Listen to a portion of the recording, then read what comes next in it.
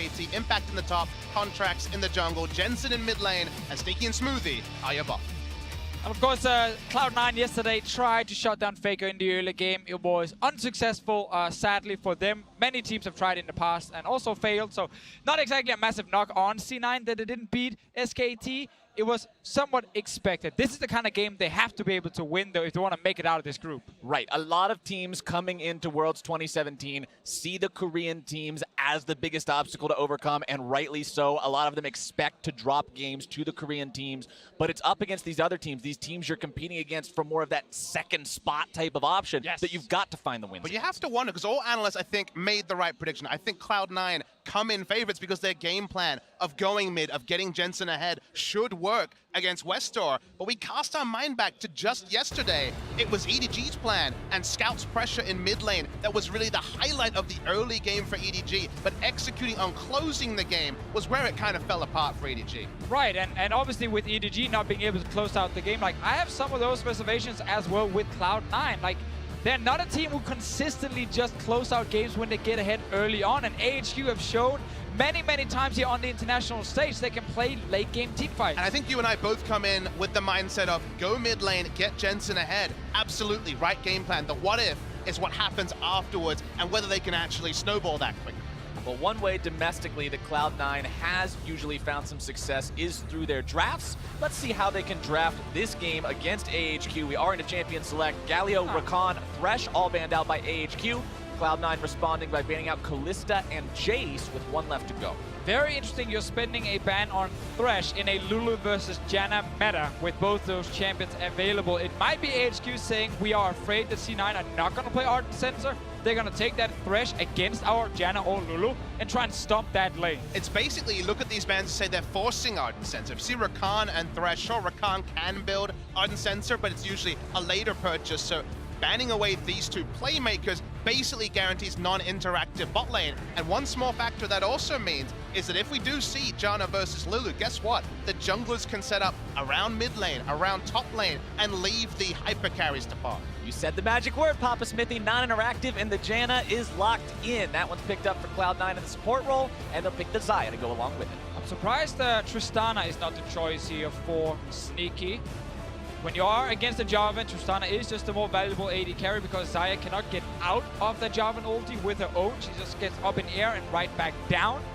But clearly favors the Xayah here. Also maybe expecting AHQ to take the Varus in case he would actually take the Tristana, which is a matchup we've seen quite a few times go in favor of Varus. And just like you guys predicted, Janna comes out on one side, Lulu comes out on the other side. You're just smart prediction. We did it, guys. We're in there, boys. This is why you two are the experts. Janna and Lulu picked up for the supports. They also got the Kog'Maw in there for the AD carry, and the Jarvan that was picked up first and foremost as jungle Ezreal locked in for Contracts. Becoming the North American special. We saw from Immortals yesterday. We see it here for Contracts, who has played the more aggressive style of junglers in recent mind. Even Warrior Rek'Sai was a bit of a Contract special. They're gonna play around mid. That's our expectations, because now we see hard hyper carry support and AD carry synergy here, and almost it becomes an arms race of how many gold runes are you taking, who's going Relic Shield and who isn't, is almost the kind of sub-story of what happens in the bot lanes. But like I mentioned, when you see these bot lanes, maybe this means that Mountain will be freed up to really focus on trying to minimize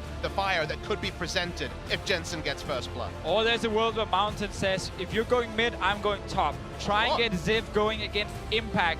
If you play something like Jarvan top lane with a jungler who can then gank next to him, there is the possibility to do it, but it is very difficult because often mid lane priority is the most important thing to then further, enable the side lanes. Otherwise, enemy mid lane is just gonna roam to that side lane when you're ganking and kill you.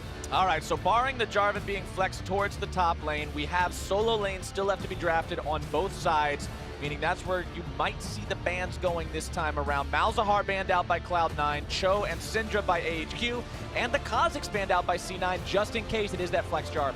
And obviously people might wonder why I banned Malzahar right here. It is a pick that's actually been flexed around a little bit in certain regions, and also Westor, he has played it in the mid lane before, but I think it's not the mid lane Malzahar you're scared of, it is the what if it gets moved into a weird lane and we haven't really faced it before? Because that's what some teams have been doing, you know, in practice. It's actually a pick against Ryze in some regions as well. When we saw it in Korea, it was a pick against Galio, trying to lock him down and keep him in the mid lane with the percentage HP shred. So they are providing coverage with their Ryze, I believe, with that ban and forcing Westor onto the back foot as well. We'll go to the side of AHQ. I'm wondering if it will be Jarvan top or if the Gragas, which is still available, could still be locked in for Mountain, an ultra favorite of his, as we wait for Westor to cement, and it's going to be the Cassiopeia from him. And we're just seeing this AHQ lineup with so much scaling at the moment, and it's going to fit that game plan of try and survive early game, win late game team fights, and completely opposite on the side of C9. When you have the Ryze in the Cassiopeia matchup, the Ryze can set up ganks effectively with, of course, his little instant snare.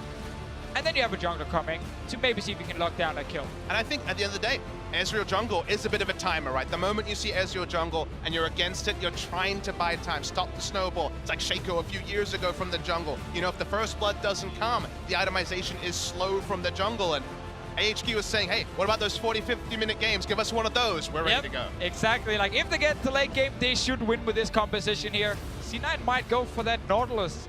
They did the same yesterday against the same kind of AD carry, where it feels to me like they want to use that Nautilus ulti just to try and delay some of the damage from Arn, and you can actually reach him with at least a knockup, but otherwise Nautilus is kind of useless. And you know, people were critical of it yesterday. The useless tag was thrown at him. Remember, this is again Cloud9 saying, this is our best pick, not what we're relegated to. Gnar, a famous Impact champion, is available. They looked past Maokai yesterday, which AHQ has locked in today. So C9 is going for reliable engage. Remember, instant snare from Ryze, a Nautilus top lane, has so much CC, and one of those lands, Ezreal with Storm Raiders will do the rest. I mean, again, it just fits the whole get ahead early game for C9. Nautilus was always one of the weakest late game tanks because his own engage and CC was hard to kind of reach the target you wanted to. You gotta like skill shot him with the hook, and then you gotta have this really slow knock-up that kind of going to the backline with a multi-shield AD carry who doesn't care at that point in the game, and then Nautilus doesn't offer anything else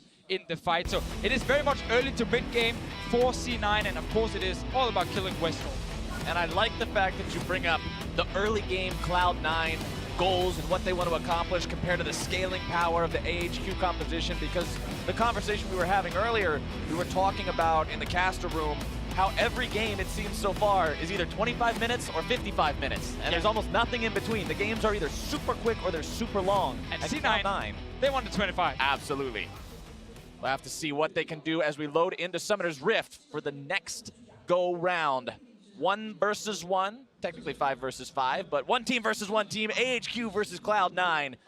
Seeing if it will be the representatives from the LMS or the NALCS to walk away with the victory in this one. Remember, AHQ already has a win under their belts. They took a victory over EDG to the surprise of many. Cloud9 dropping that first game to SKT, not really to the surprise of many, but this is their chance to find that first win and get on the board. And it went from just a game for Cloud9 fans to an important one. When you see EDG drop yesterday to AHQ, you realize that, hey, win here, and suddenly when it comes to head-to-head, when it comes to the second seed that understandably a lot of teams are really focused on in this group with SKT looking so dominant, there's a lot to look forward to here if C9 can pick up the win. I mean, a lot of people originally saw this group as sort of SKT's automatically going to get first, and then AHQ's probably not going to be competitive, and it's going to be a 2-horse race for second between EDG and Cloud9, but with the AHQ win yesterday, that changed. Exactly, and that's why I think if you're AHQ and you're able to get that 2-0, you suddenly look like the favorites to make it out of this group here with SKT, despite still being a lot of games left to play. And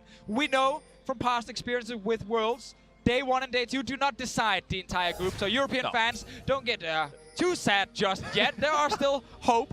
I'm at least latching on to a little bit of hope for now. Got your glass half full as much as you can there, Deficio. I gotta try, man. I gotta try. All right, Cloud9 also seeing what they can try here in the enemy jungle. They've got 3 men moved up on the enemy red buff, and they'll look to steal this one away here at level 1. Was a trinket ward down from the side of AHQ, so they have a complete read on this. So force vertical jungling if they want to. They certainly will be able to get the read and look for a red buff steal. Because they were spotted, remember, contracts can go for a level 2 gank in the mid lane when you pick up a red buff this early. He can also run straight to his own red buff in case the Jarvan is actually baiting to try and steal that away. And that is exactly what Contracts is doing. He's just rushing right there saying, if I find the Jarvan, I'm going to kill him. You don't just fight level 2 red buff Ezreal very effectively as Impact mini didn't improve champions. again. Contracts will be very capable of dealing with this J4 should he run into him, but as we can see, the Jarvan has no intention of heading towards this. And this is very smart because you deny red buff from Jarvan, and therefore you deny that first really powerful gank from Mountain as well. If you are C9, you know Jensen are going to play aggressive, you know Wester's going to sit at his tower, you do not want this Ryze to die very early. And I think it's a smart read because the only possible gank you could see from the side of AHQ was a level 3 or level 2 red buff Jarvan. He certainly doesn't have a red buff. That information is confirmed for the side of C9. So now he will purely play the game of trying to counter gank mid and top. That requires deep vision, that requires extra early information. So having him now have no offensive options is pretty big. As speaking of offensive options, Contract's already bot lane. Contract's going for an early gank here on the bottom side. Alba's going to eat the Mystic shot to the face. Doesn't quite find the Glitter Lance where he wants it. A little bit of damage being applied to both the bottom laners of AHQ. Contract's walking himself away, no worse for wear. Goes right back into the jungle. Not fully committing anything because there was a big wave Sneaky was killing under that tower.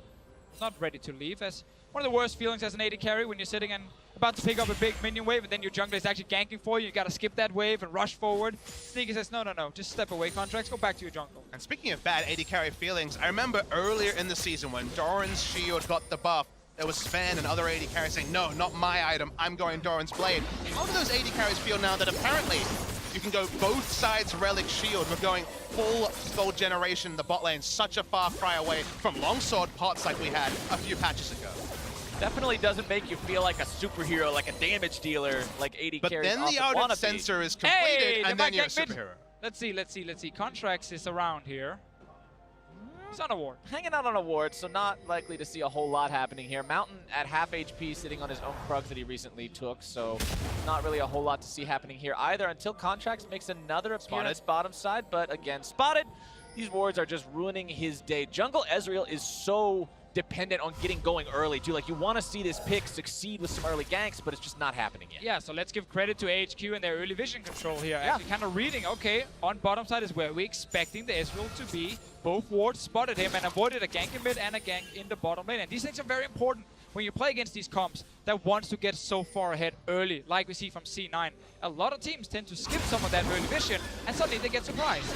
If you think about it, all AHQ are focused on is sustaining, is getting to the late game. So if your wards are off point, your entire early game plan has completely gone out the window. So it's good to see them understand where the pressure's to be played, because you could have thought mid lane. It hasn't been any mid lane focus just yet from Contract. Yeah, Westop been sitting very far back in his lane, making sure he's not an easy target to gank.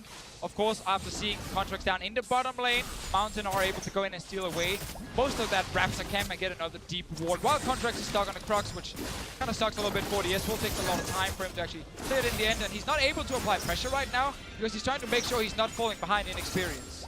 I wonder what percentage of the game he's been sitting on a ward. He's spotted again as he walks up to the Raptors. So much smart vision put down from AHQ. Their read on Ezreal is probably similar to their read on, say, Nidalee, for example, if that was the jungle pick selected. That's the right read with what Contracts has been playing recently, and keeping tabs on the aggressive jungler has been gold standard so far for AHQ. And now Westdog can just hover towards the top side of his lane because he knew Contracts moved to the bottom side, and again, make it even harder for this Ezreal to execute a gank. Mountain will even found Contract. Mountain one level up, but still not wanting to flex muscles against this Ezreal just yet. Contract's trying to steal away the chicken camp. He'll take one little tiny one.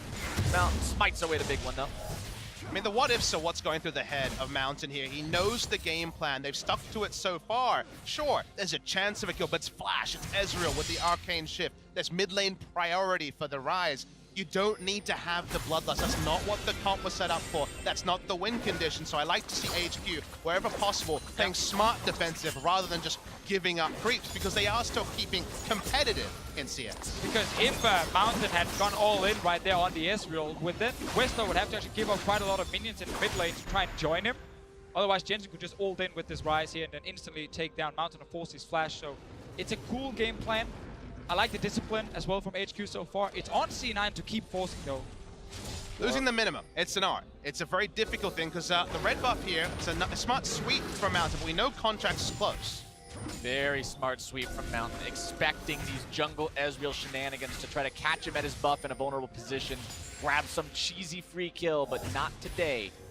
Good Not pressure yet. though from C9. Deep Vision coming in, killing that ward as well with the control ward. And you have Jensen controlling mid, so he's not killing Westor yet, but he's always able to move first with the Rise here. And once again, Westor knows Contracts is on the bottom side, so he's staying towards the top side. There we go, looking to make a play onto Westor now.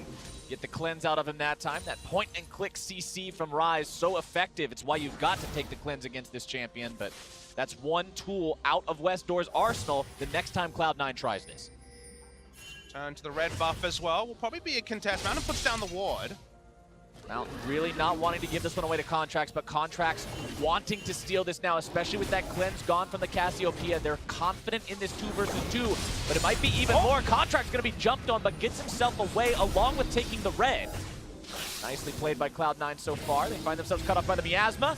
Realm Warp comes in, gets them all out. Westor's now the one who's forced to slither away. Flash gonna be coming out as well. Impact makes the rotation, and the damage is there over the wall. First blood. Excellent teleport coming through from Impact. A lot more decisive than I expected from C9. They do pick up the first blood. It took 8 minutes, but they start to break the game open. And again, it starts with Jensen pushing in Westor, moving down first. So when Westor had time to join, he walked past that Raptor camp, found himself all alone without a good way to actually get out. And that earlier ward placed by Contracts near the Raptor camp was used to TP on. And what were we saying at the beginning of this game, boys? Talking about the Cloud9 game plan every time. Play around mid, get Jensen going. This is the default that this team falls back to, and it's working now as they find the kill into Westor. An early game, what does Nautilus have? Reliable pushing and just the most reliable of teleport games. We're gonna see the replay. We're almost surprised by the base damage of the Flag and Drag onto Contracts. They thought they'd zoned out, but this is a really smart use of the Realm.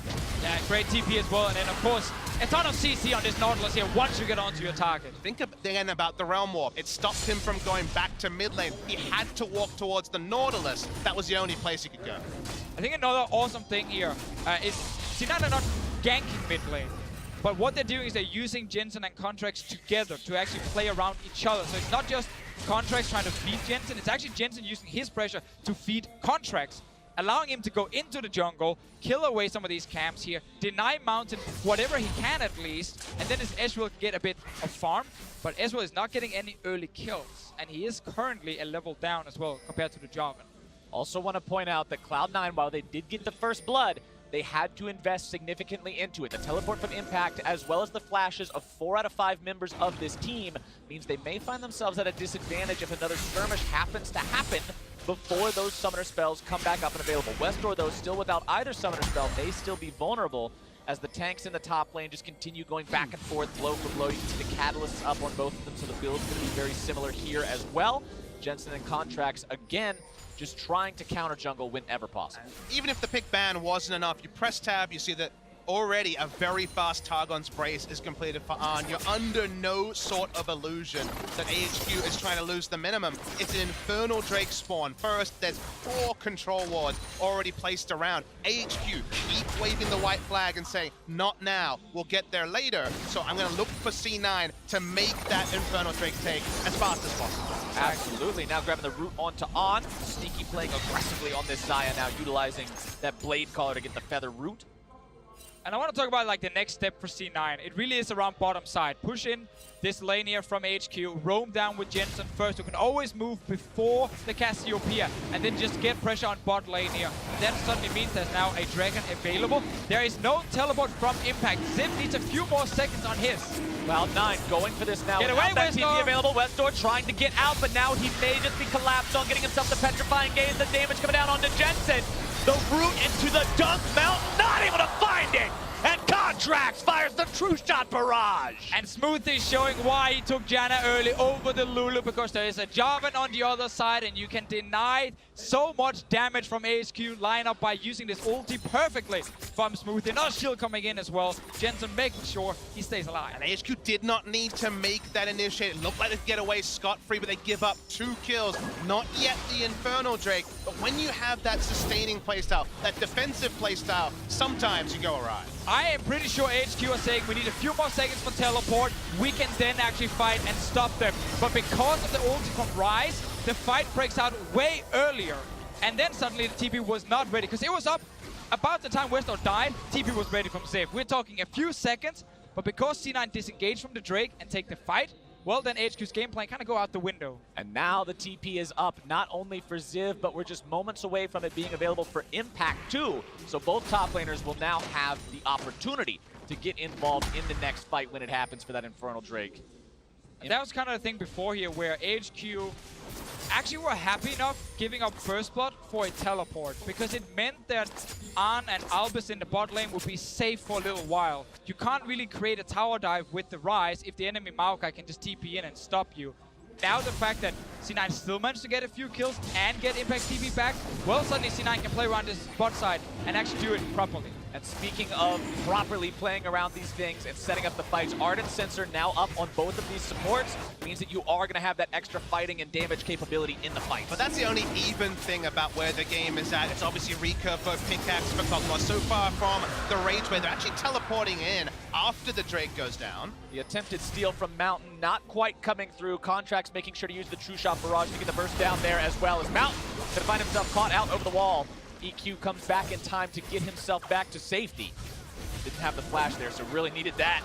Contracts now chasing further after Albus. A little bit more damage to do the trick, but a flash away from the Lulu keeps him alive. Smoothie and Contracts continuing to apply the pressure after grabbing the objective. Yeah, because now it's Ziv without teleport, because he was trying to use it there very late for that Drake. They could never actually fight for it, so it was just a bad call from Ziv and AHQ. And C9 will now get full control on the bottom side. Rise can move down, they can even TP in, and they will get a lot of damage on tower. Yeah, the snowball plan's really working here for C9. When you think back to what happened when the double kill came through from C9, honestly, I think taking away the aggressive control wards that C9 had placed down to allow, say, a level 11 Realm Warp from ruining bot lane was higher priority than denying an Infernal. You already have a fantastic late game fight on the side of AHQ. You don't need to fight for everything, and choosing between what you give up and what you fight for is what AHQ drafted themselves into. They drafted themselves into that corner. And that's why it's actually a shame, because the first 10 minutes we felt like they were really following that game plan. Not taking any risky fights, not giving away anything. Westor played super safe in his lane.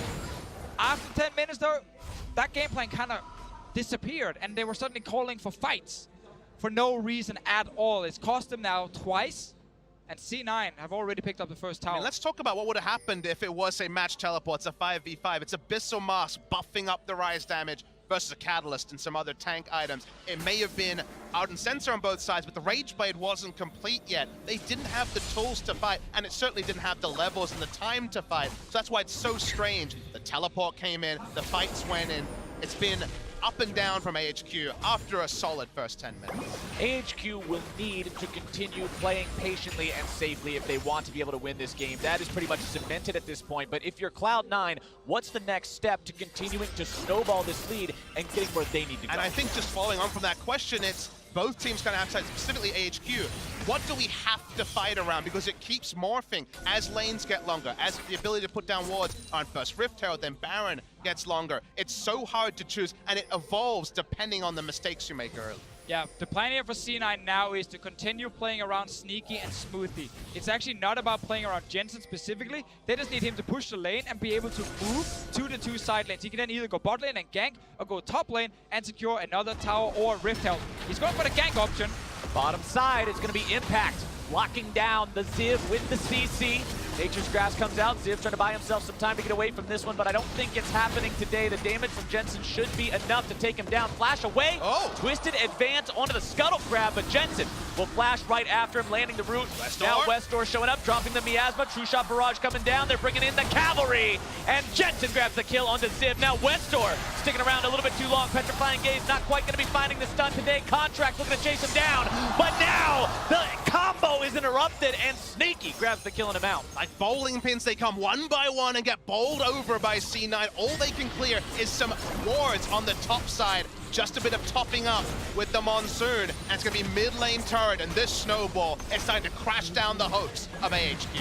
From a snowball looking more and more like an avalanche, Cloud9 building this lead, going from the early game into the mid game, rotating around as a team, finding these picks, finding these moments. Let's take another look at how it happened. This situation here, when Jensen is deciding to go bottom lane, it actually gives AHQ a chance to make a play on the top side with 4 versus 3. But they decide to say, we can actually try and save our Maokai. And Zip is doing a great job just buying a lot of time. But his team is not doing anything with it because they make the call to actually go down here. And then suddenly, Maokai can't get out. Westor needs to use everything to escape. And Mountain is saying, I want to save my mid laner now. And you look at the minimap and all they really got was a couple of control wards around the Rift Herald. And then because people are living so long, because earlier damage was a bit higher than expected, commitments are being made. And that's where I feel the communication, that final killer call of commit or disengage is starting to go awry, because in a couple of half-second decisions, AHQ have really opened up an advantage for C9. Yeah, it really seems like AHQ are deciding on a play, and then no matter what happens, they're going to stick to it. The call there was try and save Zip, and that's why they kept walking in one by one, even when they could have just stepped away and let him die and nothing else could happen. Same with the Drakes earlier, where it very clearly seemed like they were saying, we need to fight for this Infernal Drake.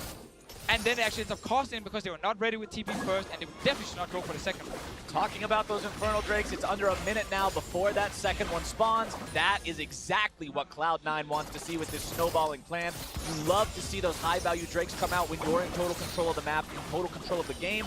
They'll love to set up for that one and grab it for themselves. And AHQ likely going to have to do what we talked about earlier and just continue to concede these objectives, because fighting is becoming more and more difficult. And what I've really loved about C9 is they've been well drilled in terms of their preparation for objectives, because they had 3-4 control wards around the Infernal Drake, eventually took it, moved 3 topside, thought they'd get a Rift Herald, eventually there was a fight. Speaking of fights, now we've got Cloud9 going to be collapsed on in the enemy jungle. Over the wall goes Mountain, able to find the dump on a contract. Well, Morph can't save him just yet. Sneaky and Smoothie show up a little too little, a little too late. Sneaky firing off those feathers, but now Impact has TP'd behind enemy lines only to find himself alone. Cloud9 gives away 2 for free. bit of a misread here. They had previously been played around Ridge, and we saw them setting up and starting to move their wards down bot side, but they were looking for a red buff steal, and that ended up being one objective too aggressive on the side of C9, and they'll probably give up Infernal on the backside. Yeah, that is a huge one here by AHQ. While C9 have been able to get so much gold before this by punishing a lot of mistakes, it's now actually the other way around. And the thing is, as we said in Champs League, like HQ's comp is insane in the late game. They've just been making some risky plays that cost them a lot of gold, but the fact they're getting 2 kills back plus Infernal, that is huge for a potential comeback. We're definitely not in 3 sweeper territory yet, so there are wards here giving AHQ advanced information, and C9 feel like they can play in multiple parts of the map. The collapse from AHQ was first, was on point. Doesn't matter how many items are stacked onto the Rise and onto the Xayah. They give up the Infernal as well. You look at the gold lead, it's not 5,000 yet. It's still going to be closer and closer as the game goes on, and C9 need to find a way to stick their leads. And look at what's being displayed on your screen right now. Cloud9 with a lead at 20, a 74% win rate. If they have that, that seems solid at first, but then you look at where that ranks among all other Worlds teams, they're 22nd out of 24. And that's including play-ins, remember. That's a lot of teams, and that is not a strong suit of their game plan. They are not following into what we saw earlier with playing around control wards. People across the map making decisions that may cost them.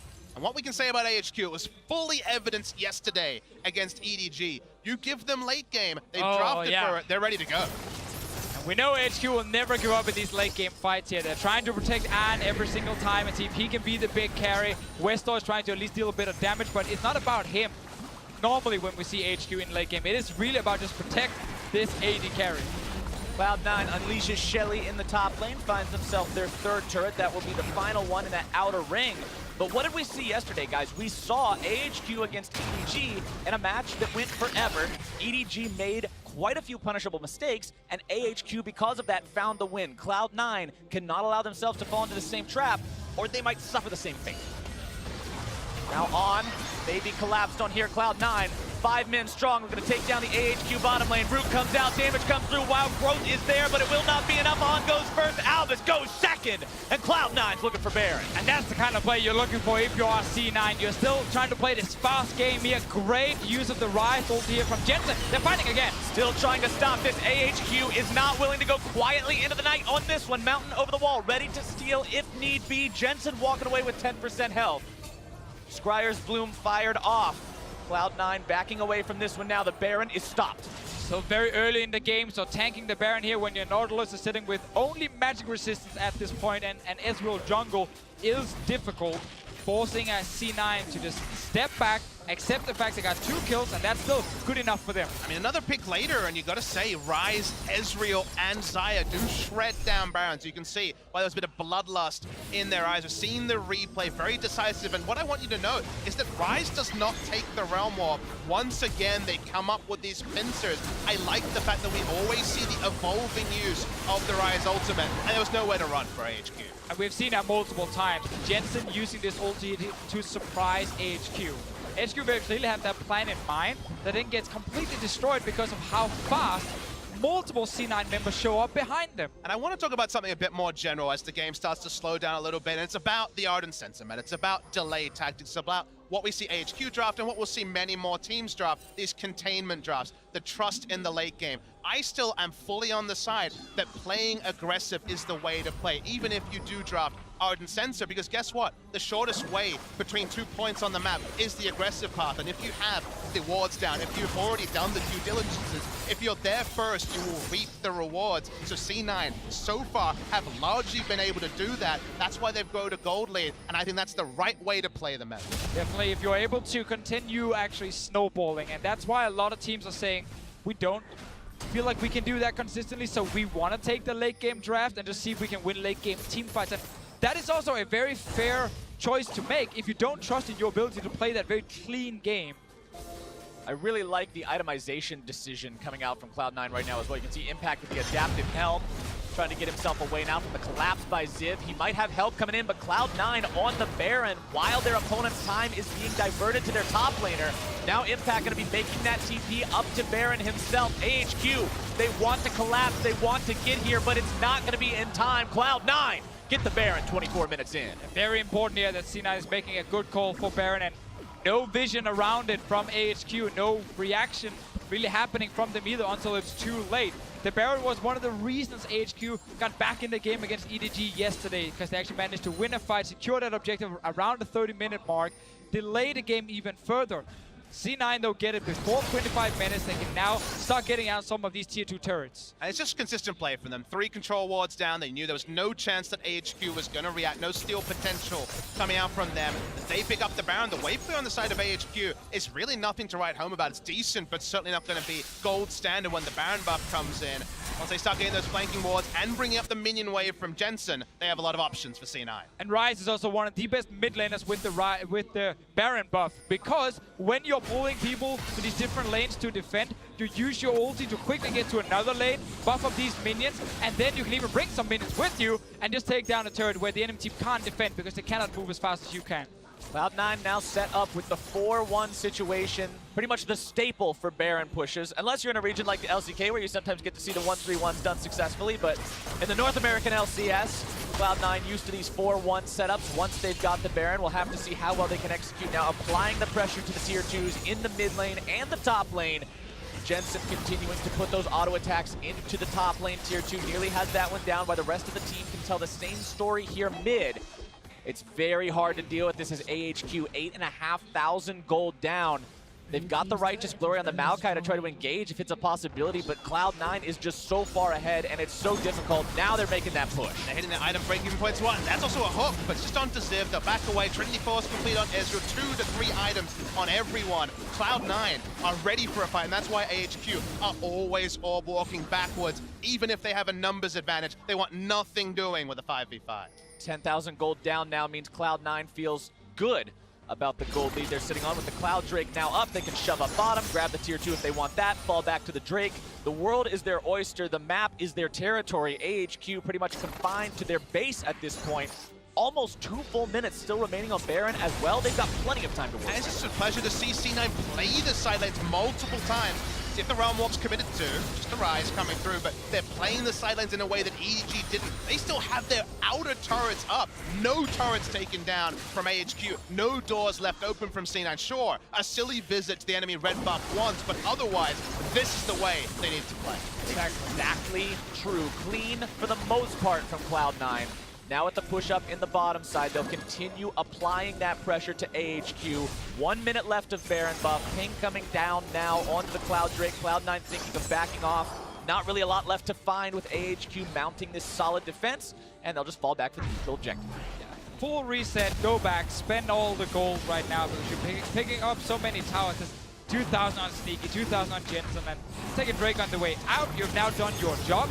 And this is again why getting early Baron in these comps that want to really win the game as fast as possible are just so key. And it's one of the objectives we see these defensive teams stall around for a long time. You get these Baron dances that can last multiple minutes, but in this game here, AHQ's defensive vision is very lackluster, and they're just getting pushed into multiple lanes. And you just talked about the buying, how they had to spin that gold. Gold in your pocket doesn't do anything for you, but now big items coming online for these guys. Seraph's Embrace being picked up by Jensen, the Infinity Edge picked up for Sneaky. Their impact in these upcoming fights is going to be significantly more than it was before, and you've got to be that much more careful if you're AHQ. You're at the point in the game where the current situation with the map and the current situation with the gold deficit means that one big mistake and this game's GG.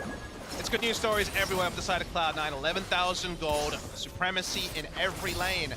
Really makes you cast your mind back to yesterday where SKT really put Cloud9 to the sword in similar fashion to what C9 are doing here. Remember, EDG's the other team in this group.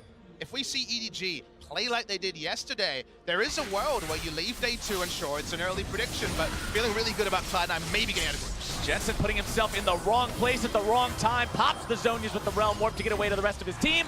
Redemption comes down, shield comes out, Smoothie making sure that mid laner does not drop today, but he came real close. There's something on the nose about mid laners getting out with teleport abilities and Zonias in China, where the Messiah was made famous.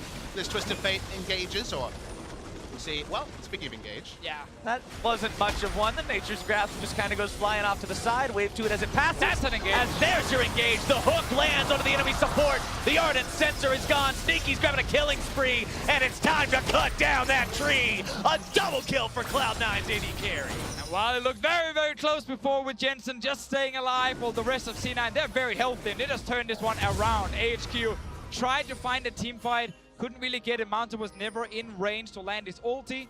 Ziv will go down a second time in this game, and now that's an in him. At the end of the day, it's been a lot of they couldn't take the engagements they did. They couldn't fight for so many minutes. They can't contest this inhibitor turret from going down either. And you saw the ult there from Smoothie that gives the Ardent Sensor to everybody else on the team. The attack speed buff is there. The turret is gone in the blink of an eye, and they grab the in-hit. Timing again, because now they can once again go back to base, spend gold, get control wards, and Baron is spawning in about a minute's time. This is the replay from before here with the re-engage from C9, and this Nautilus pick, because he's not been shut down in the early game, he's not having to deal with a Maokai in the late game and match, you know, who's the best top lane there. No, he's still fairly early on in the game where he can just keep landing hooks and line up easy targets for the rest of C9. Good single target CC and nice damage. Yeah, like you say, it's always about the single targets when you have Nautilus and Rise. With the damage Sneaky already has, Infinity Edge complete for a while now. You will mow down those single targets, and AHQ, they just have nowhere they can go. They're lucky to pick up a Grom. Get a bit of gold at this point in the game. Next Baron is 40 seconds. I'm not convinced C9 need that to close the game, but it'd be a nice cherry on the top of what has been a delicious cake for Cloud9. It's not a need, it's a want, and if Cloud9 want it, they can take it at this point. 13,000 gold up on, looking to put some damage here into Smoothie, grabbing a good chunk of his health bar on that one, but Impact is channeling the TP to make his way into this fight. Not quite going to do it just yet, but the Realm Warp is down, and Impact is now delivered into the back line. On going to be hit by the ulti, but the damage is ultimately on the Mountain, who gets knocked right out of the fight himself. Westor is going to be next. The Petrifying Gaze will buy him enough time to escape, but On is quickly squished under the foot of the Nautilus. The root comes down. Ziv is taken out just a little bit, not quite yet. Taken out of the base. They're going to go for the finish. He's taken out of the base, and Cloud9 again. The Ardent Sensor ulti from the Janna. The one super minion is enough. The backdoor bonus is gone, and Cloud9 will take down AHQ. And get themselves their first win. Smoothie may be the most offensive Jana we've seen. No peeling from him, just buffs for everyone. Cloud9 looks super good. Rip apart AHQ with a plum. And now suddenly, what does that mean for our last game of the day? Because unless EDG can correct their mistakes from yesterday, Cloud9 to me are favorites to join SKT out of the group. After a game like this against AHQ, where we saw C9 invest in the early to mid game, say we know we can get ahead early on. We know we can then actually close out the game. We can set up that vision properly. We can secure the Barons. And they did that very, very well. AHQ committed fully to just go to 40, 50 minutes. Nothing else. They had no real way of responding in the early game. And sadly for them, C9 are better at snowballing than EDG based on the 2 games we've seen today and yesterday. AHQ made the mistake of betting on the slow-paced Fiesta type of a game where nobody wants to do anything, we all just dance around, we have a good time, and then 55 minutes we flip a coin on a team fight. That wasn't the reality. Cloud9 was able to execute, and for Cloud9 fans, you've got to be happy to see them pull this off after what was, like you said earlier, Papa Smithy, a very convincing defeat yesterday at the hands of SKT. The team is not shaken, they're still in a good place, and they were able to find a strong win. I mean, decisive League of Legends out of Cloud9 is something their fans have been looking for all year. Even essentially when Reaper came in, this was the final point they hoped they'd reach. They've done it in a single game. Doing it in this group is not going to be trivial. And remember that AHQ, sure, they looked to late game, but then they made half measures towards fighting in the early games. They didn't even go all in. They still made a couple of bets and said, hey, if we get the gold now, maybe it's going to be 40 minutes, maybe it's going to be 35 minutes, but they really cemented their downfall. And that was really just the weird thing with AHQ is the fact they gave so many windows to C9 to force early fights, especially with that Rise ulti from Jensen that he used to perfection. Well, with C9 picking up their first win of the group stage, let's go ahead and toss things back to Dash and the analyst to get their thoughts. Thank you very much, gentlemen. Cloud9 rebounding after their loss to SK Telecom yesterday, picking up a win here against AHQ to move to 1-1. And this was a much more